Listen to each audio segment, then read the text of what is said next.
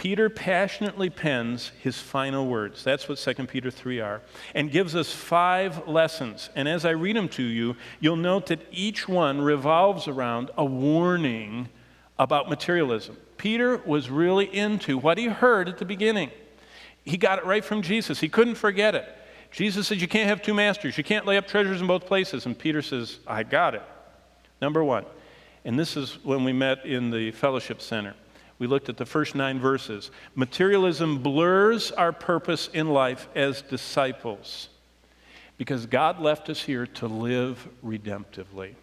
The whole purpose of Peter writing was that 9th verse that says, God is not willing that any should perish, but that all should come to the knowledge of the truth. We're supposed to be living redemptively.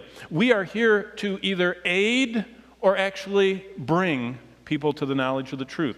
Either we're supporting it by prayer, by participation at any level we can, or we're actually doing it. But we know why we're here. We're redemptive. We look at people, not as potential clients, not as potential friends and people that will adore us, but as people that need redemption. And all of a sudden life changes. I remember back, let's see, how old was I? It was in the 60s, that someone invited me to Grand Rapids. Well, they said, it's not quite Grand Rapids, it's just a little outside of Grand Rapids. They said, there's 2 men we want you to meet. And I remember going there, and I met, Rich DeVos and Jay Van Adel and, Charlie Marsh and Bernice I forget all their names now. They were all the megas of this soap company.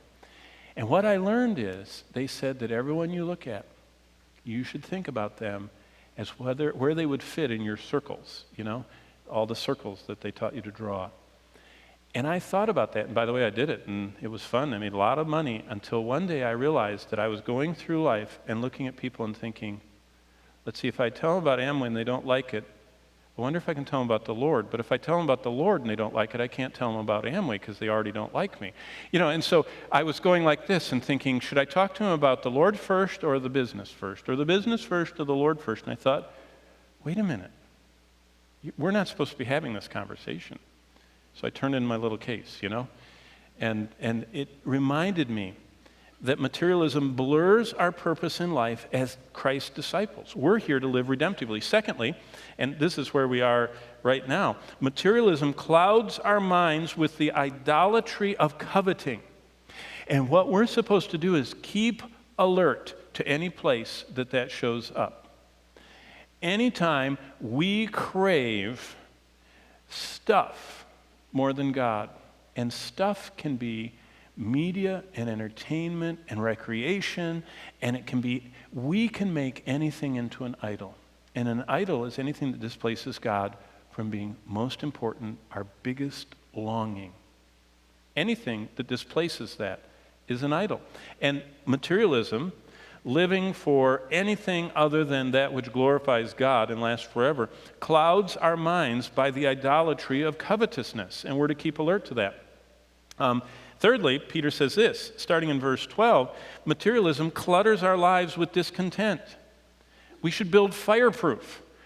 When Bonnie and I lived out in California, I always remember the raging grass fires that would come sweeping down the hills, Hollywood Hills and the, San Gabriel Mountains and Verdugo Hills and all the other hills. And it would get so dry, and all of a sudden those fires would come.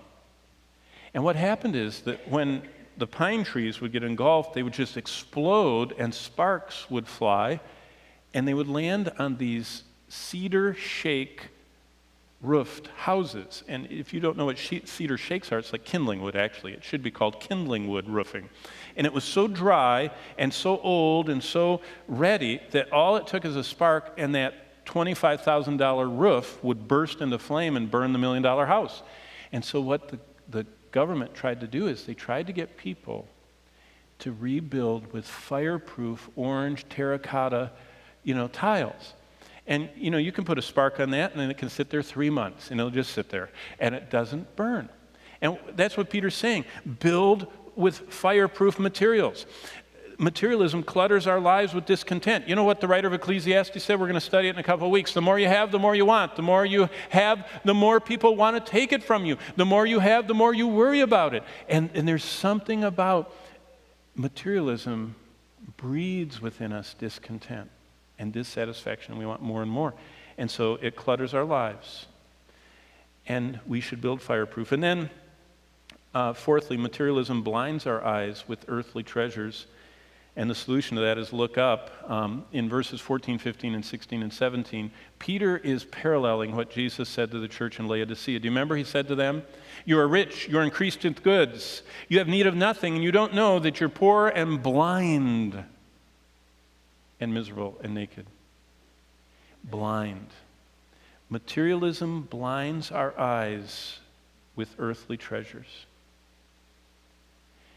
You have a $2,000 high-def investment hanging on your wall. You want to watch it. It's very blinding. I mean, you got to get your money out of it, right? You buy, whatever, you want to use it. And materialism blinds us. And what is blinding? The songwriter put it, Helen Lemmel wrote a poem. Turn your eyes upon Jesus, look full in his wonderful face, and the things of earth will grow strangely dim.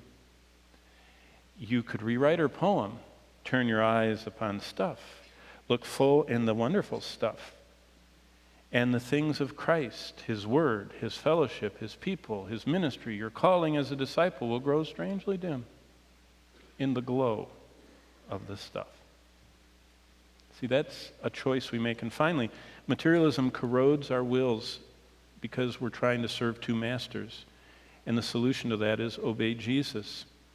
And there was never a more relevant message for any group of people than those at the heart of the Roman Empire in Peter's day. And by the way, for us in the heart of American materialism today. Never a more relevant message.